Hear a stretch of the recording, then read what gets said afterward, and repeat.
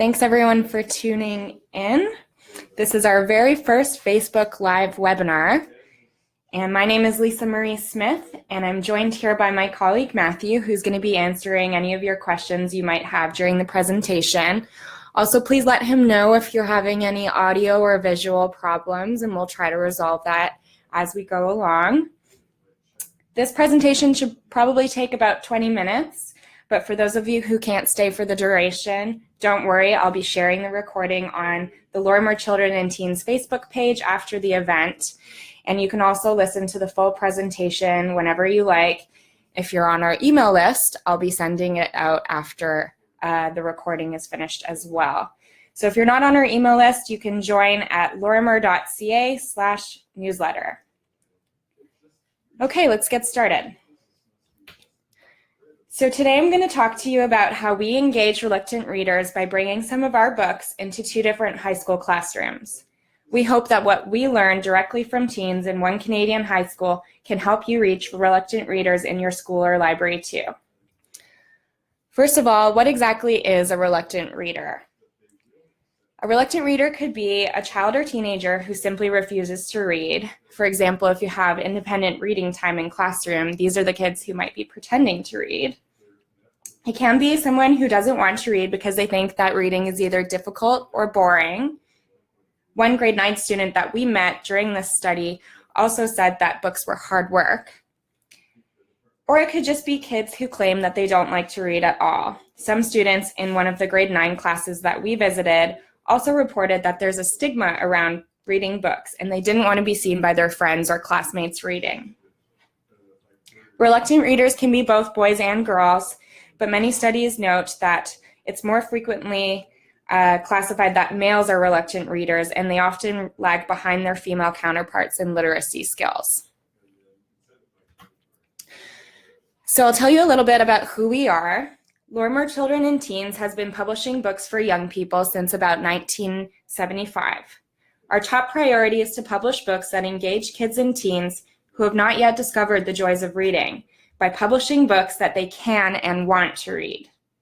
We publish realistic fiction and nonfiction for middle school and high school students, books that deal with contemporary topics and social issues that kids and teens can relate to. We publish high-interest, low reading level books that grab the attention of young readers by connecting to the things that they care about, are about kids like themselves, and who live in communities just like theirs. And this is all at reading levels and vocabulary levels that are accessible to them.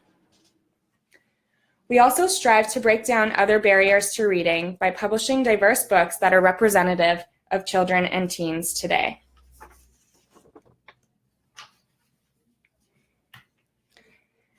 So what exactly did we do for this project? In October of last year and January of this year, we ran a pilot program in partnership with teachers at Dartmouth High School in Nova Scotia.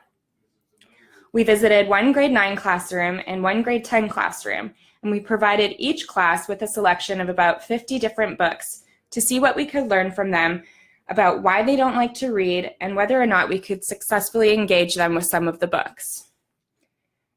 Some of the things that we'll talk about are why the students don't consider themselves readers, what influenced the students' decisions to pick up the books we gave them, what kinds of books they would like to read versus what they would not, and books that actually kept them flipping pages.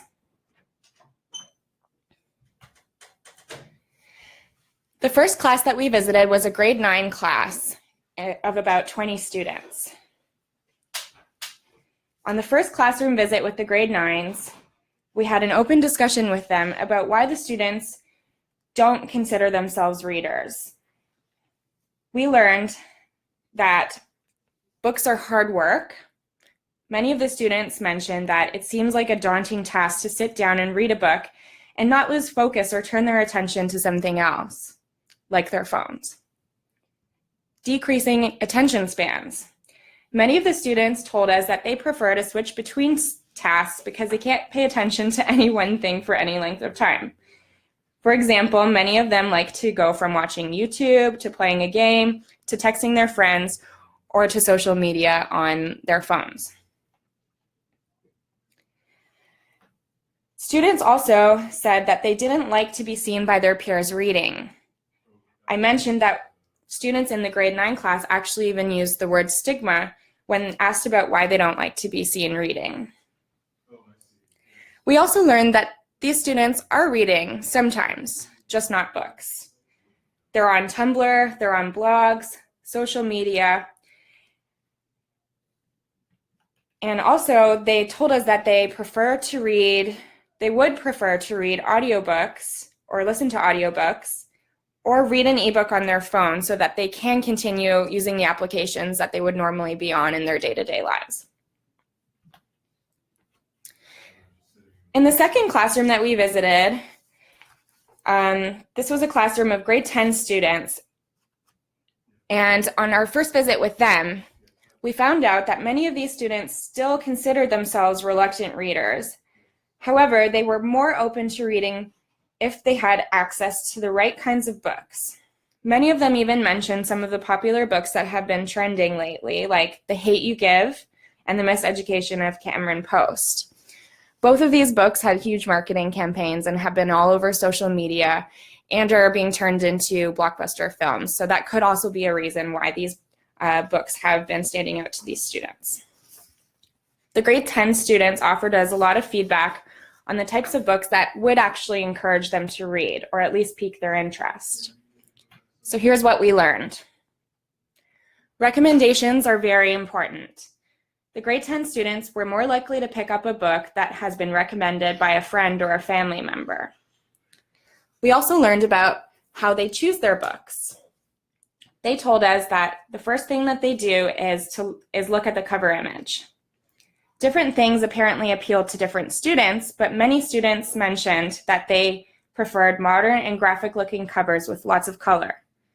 They mentioned that they liked the cool font and striking images on our Real Love books, which is a teen romance series that we publish. After looking at the cover, they next read the title of the book. Titles played a big role in the decision to pick up their books.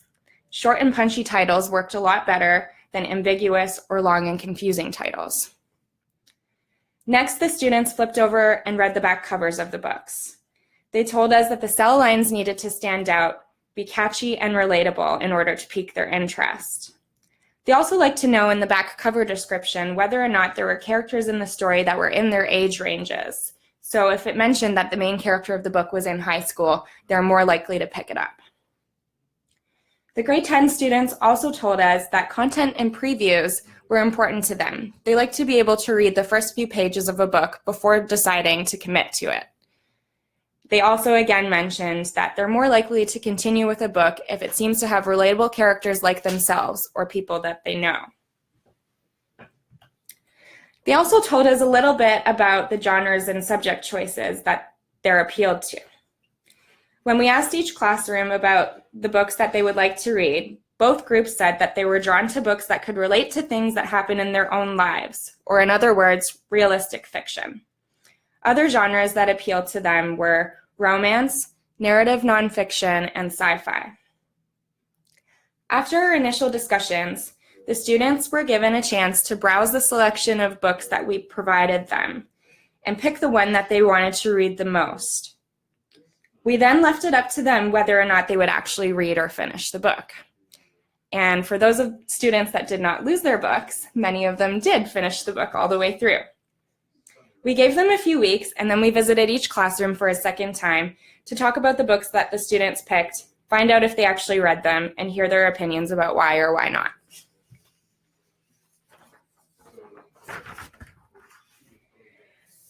So let's talk about some of the results of this experiment.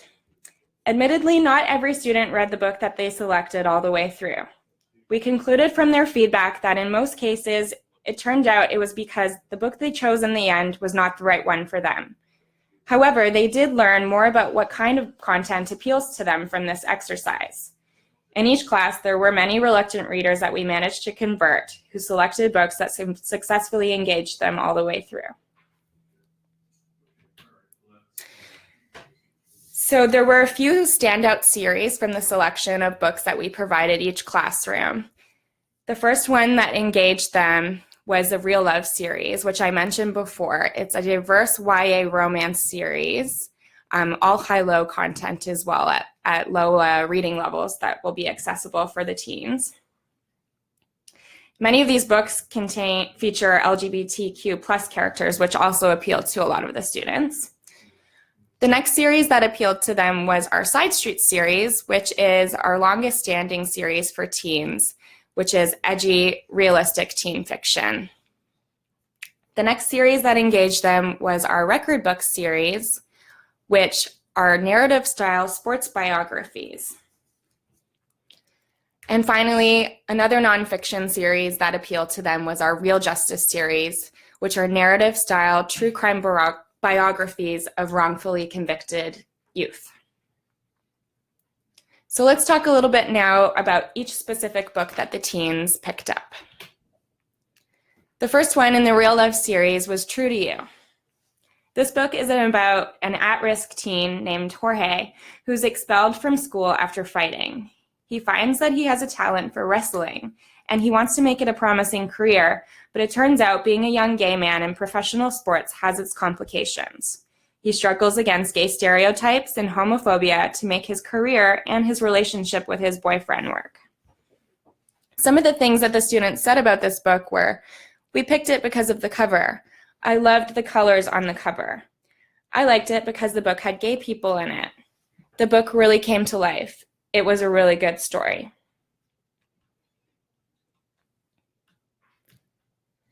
The next book in the Real Love series that engaged these teen readers was Follow Your Heart. This book is about a young South Asian girl who wants to pursue a career as a writer, but her strict parents want her to choose a career as a doctor or an engineer.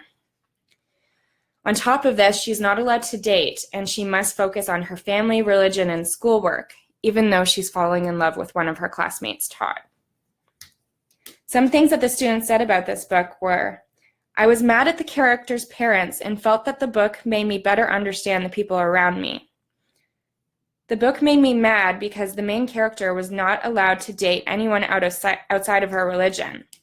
Her parents were very strict. There are people I know who might be going through this. My heart was broken by the story. I learned what an epilogue was. The relationship in the story kept me invested. With this book, we found that a lot of the students who read it had emotional responses, which means that they were really engaged with the content of the story, which was something that we really liked to see. The next book that engaged the teens in this series is called Same Love.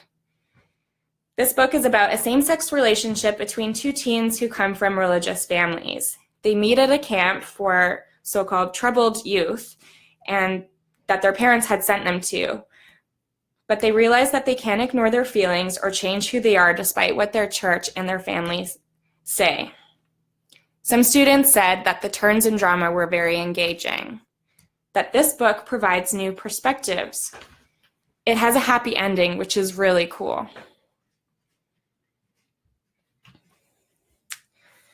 Next in the Side Streets series, which is again about edgy, realistic teen fiction, the students picked up the book Epic Fail. This book is about a group of friends whose lives are all affected after an incident of sexual assault that happened at a party comes to light over social media. The students said that this title really caught my attention. This book helps raise awareness that this type of thing really happens. Social media playing a part was great. The next Side Streets book that appealed to the students was Dark Side. This book is about a Chinese-Canadian teen who's struggling to keep up with the expectations of his parents. When his phone is stolen and his social media account is hacked, his life seems to spin out of control, and he feels like he's not the perfect son that his parents want him to be. The students said that, I have a friend who has parents just like in the story. The perfect kid expectation matches the real life of my friend. I learned not to be a bystander, said one student. The final book in the Side Street series that the students connected with was Kill or Drop. This book is about a teen from a privileged family who has to face the consequences of his actions after he pressures his friends to take a risk on a school ski trip, and one of them is killed and the other severely injured. The students said that the main character in this book is like my friend Marcus. I enjoyed the book because it was similar to my life. Out of our nonfiction series, one of the books that connected to the teens was Jerome McGinley, How the NHL's First Black Captain Gives Back. This book tells the story of how Jerome McGinley grew up in a single-parent household and then went on to become an NHL hockey player, Olympian, and a champion for young people and diversity in sports. The student said that, I liked this book because it's about hockey and I play hockey. The glossary was a good idea. I learned things about Jerome that I didn't know before.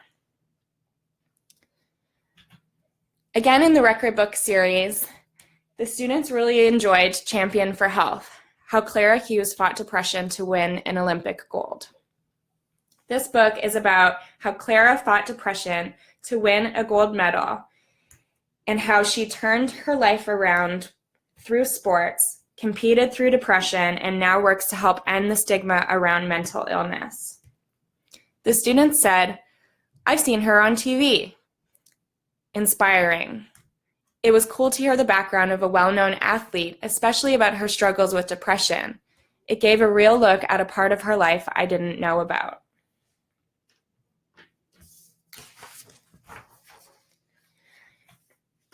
Finally, the last book in the record book series that the students enjoyed was Safety Stars, players who fought to make the hard-hitting game of professional hockey safer. This is about how heroes like Sidney Crosby, Mario Lemieux, and others fought to make changes to hockey so that it would become a safer game for everyone to play. The students said, I couldn't stop reading. It really reflected hockey and how it got safer. The journey of hockey is something I love. Our final series that the teens enjoyed was another nonfiction series for teens called Real Justice. This series is about narrative biographies of wrongfully convicted young people who have since been exonerated for the crimes that they did not commit. Real Justice, Convicted for Being Micmac, tells the story of Donald Marshall Jr., who at 17 was framed for the murder of one of his friends by the local police. One student said, I read the story all the way through and I even talked about it with my mom. Engaging. So what did we learn from this experiment in these two high school classrooms? We learned that teens are reluctant to read for a variety of reasons, and in many cases, each student gave us a different answer as to why they don't like to read or haven't yet fit reading into their daily lives. For that reason, we learned that it's most important to talk to students and open up a discussion so that we can learn about what is the actual source of their reluctance to read. For example, grade levels might be difficult for your students, or they may not have access to books that they are interested in, or they see reading as hard work or a chore. Since some of the students also mentioned that they are embarrassed to be seen reading and would rather read content on their phones, ebooks might be another way to convert a reluctant reader. A few of the students in these groups also reported losing their books, so this could be another way to avoid that. We know every teenager today is attached to their phone, so making books available on devices that they are using all the time would also allow them to switch between reading and the applications that they are already using all the time, like their social media accounts. If your school library doesn't have a good ebook collection, especially for reluctant reader material, it might be worth it to take your class on a trip to the library to make sure everyone has a library card and can learn how they can read ebooks on their phones and other devices. All of our books are available as EPUBs that can be read on multiple mobile devices.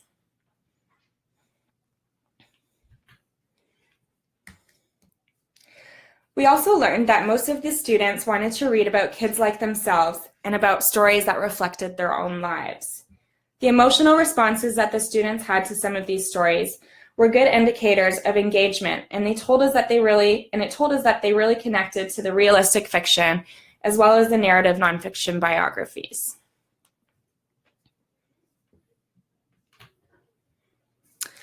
While every student is different, we did see a lot of similarities in the reasons why the students were reluctant to read.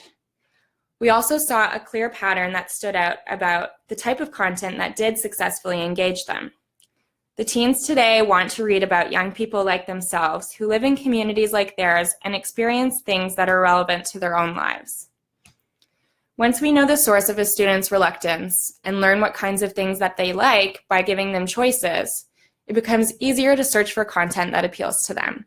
We can work with them to break down some of the barriers to reading that they encounter.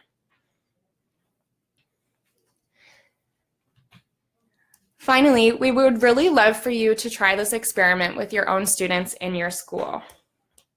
For a limited time, you can contact me and I will send you a selection of books at a deep discount based on what you or your school can afford. And you can see what you can learn from reluctant readers in your own classrooms. If you're interested in doing this, you can contact me at marketing@lorimer.ca, or you can give me a call at 416-362-4762. Thank you so much for tuning in. Please feel free to share this presentation with your fellow teachers and librarians. If you have any questions, you can contact me directly by email or leave a comment on the video and I'll make sure to get back to everyone. If you haven't joined our newsletter yet, you can join at lorimer.ca/newsletter, where you can keep up to date with future webinar topics, more info about our books for reluctant readers, classroom activities, exclusive email discounts, and more. You can also find more information about the books that I spoke about on our website at lorimer.ca.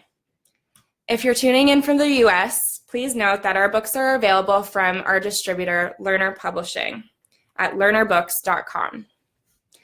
Thank you everyone for tuning in, and we hope that we can get kids reading together.